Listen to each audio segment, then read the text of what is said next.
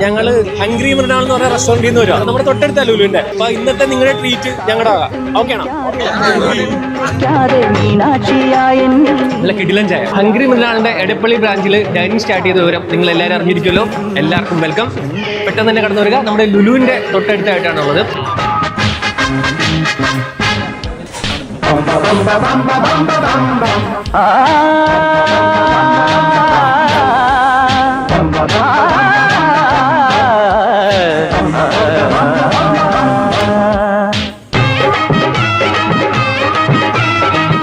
ചേട്ടാ ഫുഡൊക്കെ എങ്ങനെയുണ്ട്?